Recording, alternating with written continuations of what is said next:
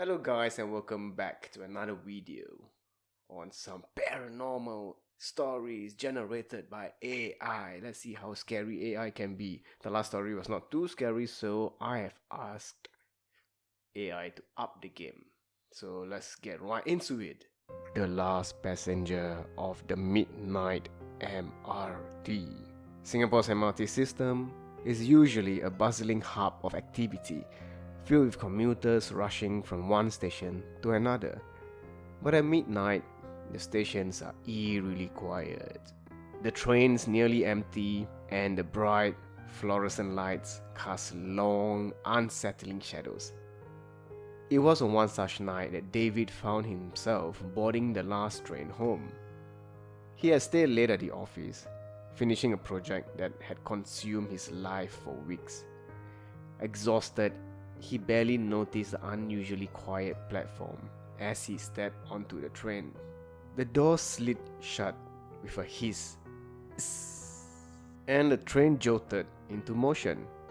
David settled into a seat, pulling out his phone to distract himself from the unnerving silence. The train rattled along the tracks, passing through darkened stations with no one inside. He glanced up occasionally, noting that he was the only passenger in the carriage. But he shrugged it off. It was late and most people were already at home.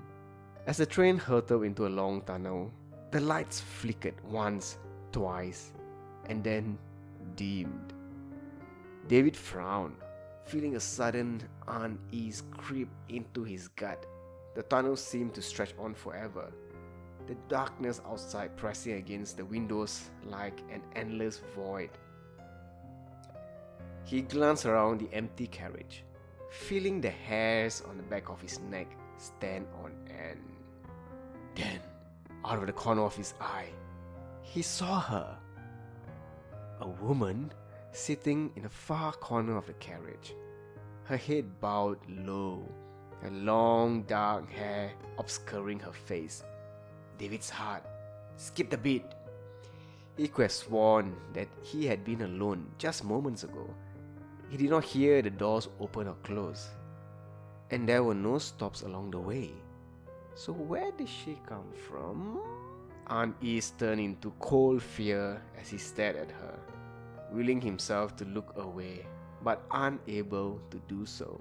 The woman was unnaturally still, her hands resting limply in her lap, her hair hanging like a curtain.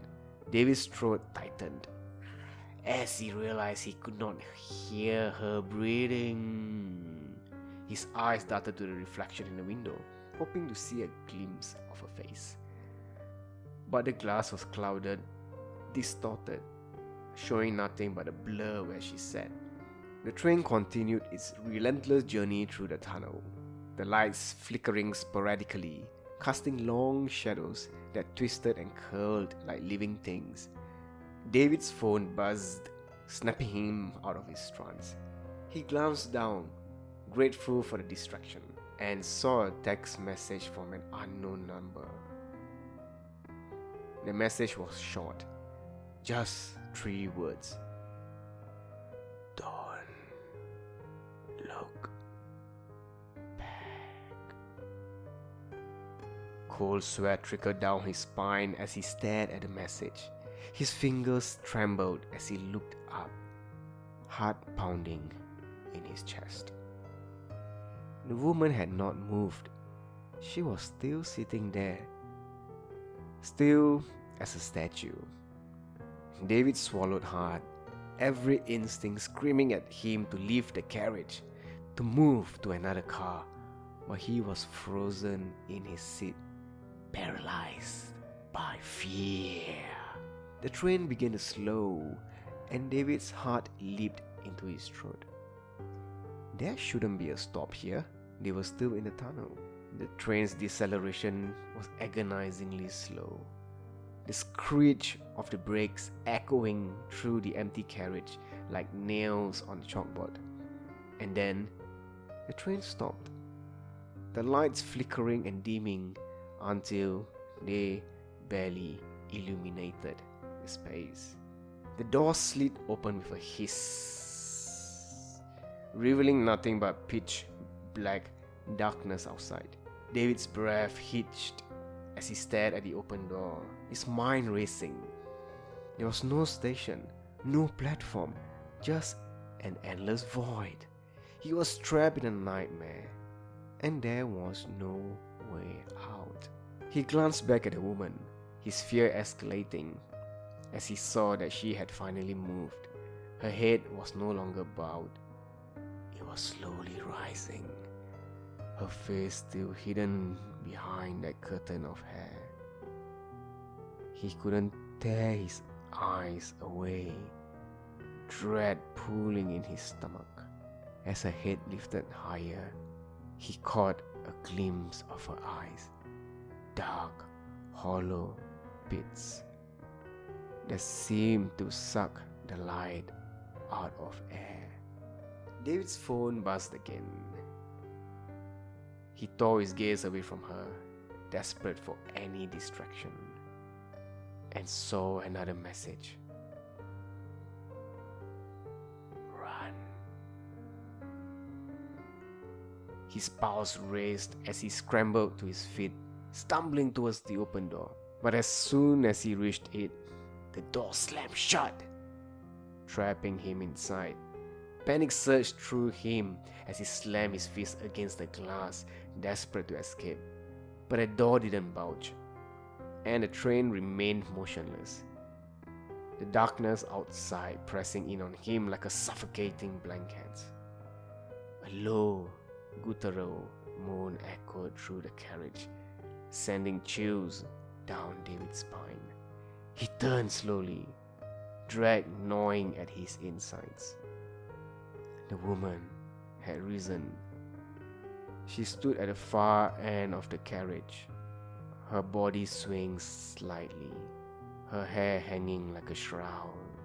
The moan grew louder, more agonized as she took a step towards him. David's breath came in ragged gasp as he backed away, his eyes wide with terror. The train remained still, the lights flickering erratically as if they were struggling to stay on.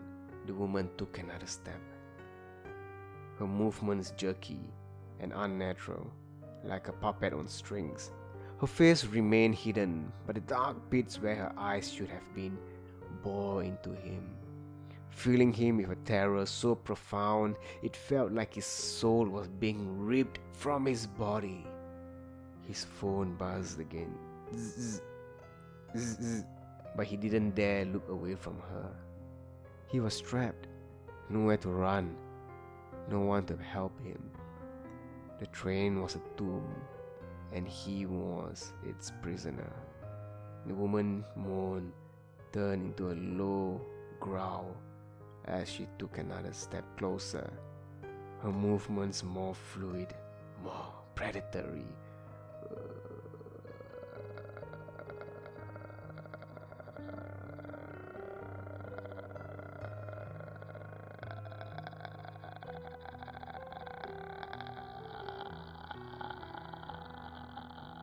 The darkness outside the train seemed to seep through the windows, enveloping the carriage in a thick, inky fog. David's back hit the door, his only escape blocked, as the woman closed the distance between them. He could feel the cold emanating from her, a bone-chilling cold that seeped into his very marrow. The lights flickered one last time before going out completely, plunging the carriage into total darkness. David's breath hitched as he fumbled for his phone, the only source of light left. His trembling fingers managed to activate the flashlight, the small beam of light cutting through the darkness. He pointed the light towards the woman, but she was gone. The carriage was empty, the silence deafening. For a moment, he dared to hope that it was over, that he had imagined the whole thing. But then he felt it, a cold, clammy hand on his shoulder. David screamed, dropping his phone as he spun around, but there was nothing there. He was alone, or so it seemed. The darkness closed in on him, suffocating, and he could feel her presence all around him, pressing in on him, driving him to the brink of madness. His phone buzzed one final time, and in the dim light of the screen, he saw the last message. She's behind you. David's blood ran cold as the train lurched into motion, the lights flickering back on, casting harsh, blinding light over the carriage. He slowly turned. Dreading filled his veins, and there she was, standing inches from him, her face inches from his.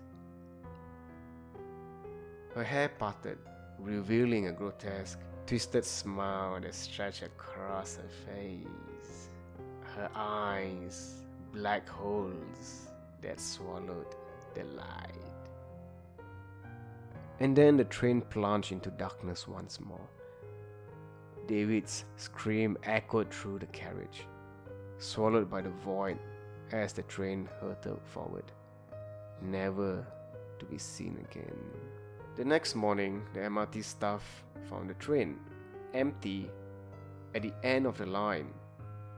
The doors opened and the lights flickered back on, revealing an ordinary empty carriage.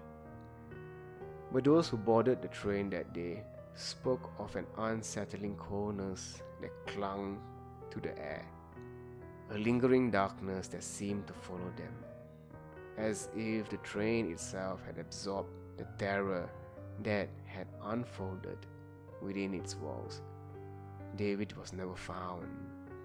His disappearance just became another unsolved mystery in the city, whispered about by those who knew better than to ride the last train home.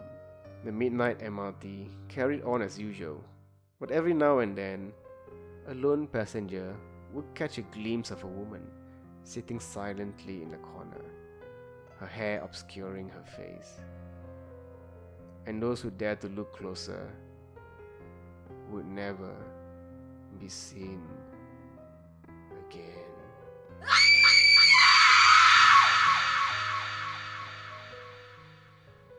Alright, I think that was slightly more spine-chilling story compared to the last one at Hapawila. If you would like to hear more AI-generated ghost stories from around Asia, please do leave a like, subscribe, leave a comment to know what you want to hear.